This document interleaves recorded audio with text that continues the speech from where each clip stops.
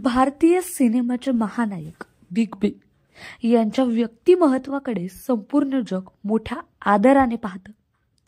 पण ह्या highly respected असलेल्या व्यक्तीला देखील एकेकाळी कोणाकडून तरी चक्क कानाखाली खावं लागली होती.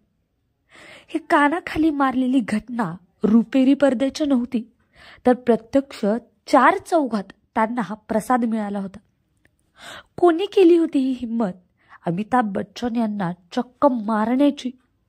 काय होता हा किस्सा, चला जाणून घेऊया. तर हा किस्सा आहे 70च्या दशकातील.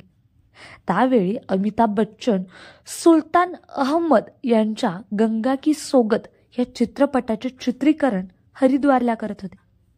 या चित्रपटात त्यांच्यासोबत रेखा आणि अमजद खान देखील होते. चित्रपटाचे बरेचसे चित्रीकरण हरिद्वार आणि त्याच्या सभोवती असलेल्या लक्ष्मण झुला या परिसरात झाले आहे. चित्रीकरण संपल्यानंतर याच लक्ष्मण झुलावरून अमिताभ बच्चन आपल्या हॉटेलकडे चालले होते. त्यावेळी अमिताभ बच्चन यांच्या कारभोवती माकडांनी गराडा घातला. या माकडांना तिकडे लंगूर असं म्हणतात. पांढरे शुभ्र तोंड आणि ब्राउनिश कलर असलेल्या या लंगूरची शेपटी भली मोठी असते आणि त्यांच्यात ताकद देखील फार असते. अमिताभ बच्चन यांच्या कारमध्ये काही केळी होत्या. त्याच्याकडे पाहून त्या लंगुरांनी गोंधळ घालायला सुरुवात केली. त्यांना ही केळी खायची होती. अमिताभ बच्चन यांनी आपली कार बाजूला घेऊन ते खाली उतरले आणि एका छोट्या लंगूरला ते केळी खाऊ घालू लागले. हा सगळा प्रकार बघून आणखीन काही लंगूर तेथे आले. त्यांना देखील अमिताभ बच्चन केळी खाऊ घालू लागले. तेवढ्यात समोरून एक लंगूर रागाने त्यांच्याकडे येत होता. अमिताभ बच्चन यांचे त्याच्याकडे लक्ष अजिबात नव्हते. कदाचित तो या सर्व लंगुरांचा सिनियर असावा. अमिताभचे त्याच्याकडे लक्ष नाही व तो छोट्या लंगुरांनाच केळी खाऊ घालतोय.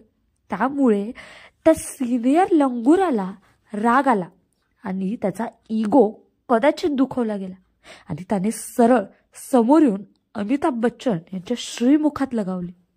हा प्रकार इतका अनपेक्षित आणि अचानक झाल्याने क्षणभर कुणालाच काहीच कळले नाही. अमिताभ बच्चन देखील बावरून गेले आणि दुसऱ्या क्षणी त्यांच्या तोंडातून हसू आलं. त्यांनी त्याला देखील केळी दिली आणि लगेच अमिताभचे मेकअप दीपक सावंत यांनी पटकन बिग बी यांना कारमध्ये घातले आणि ते हॉटेलच्या दिशेने निघाले. या थप्पड सोहळ्याच्या काही क्षणापूर्वीचे फोटो अमिताभ बच्चन यांनी त्यांच्या ब्लॉगवर मध्यंतरी शेअर केला होता आणि त्यांनी हा मजेदार घटनाक्रम वाचकांना विदित केला होता.